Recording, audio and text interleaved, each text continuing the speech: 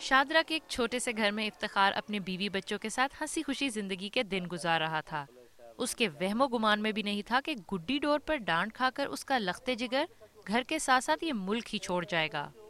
गुड्डियाँ उठाने चला गया था तो मैंने उसे भैया यही डांटा, यही कहा कि आप गैर जिम्मेदार हो गए हो, तुम्हें पता कि मैंने दुकान पे पापा के साथ टाइम देना था। तो घंटा डेढ़ तो यहीं हमारे पास ही इधर ही खड़ा रहा है, घूमता रहा है इधर उधर ही।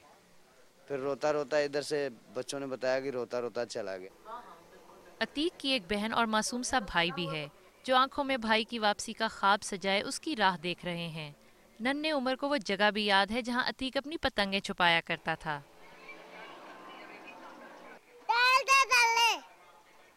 अतीक की गरीब वालदा ने घर की दाल रोटी चलाने के लिए एक छोटी सी दुकान बना रखी है।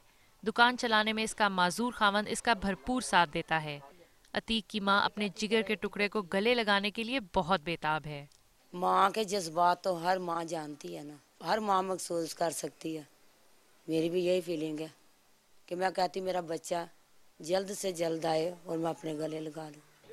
दूसरी तरफ इंसानी हकूक की तंजीमें भी अतीक की भारत से वापसी के लिए इंतहाई सरगर्म हैं।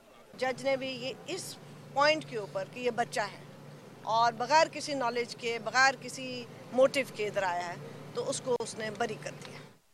भारतीय जज ने अतीक को रिहा करने के अहकाम जारी कर दिए हैं, लेकिन अतीक की वापसी उसी सूरत मुमकिन हो सकती है जब वजारत दाखिला उसके कागजात तैयार करके जल्द अज जल्द भारत भिजवा दे।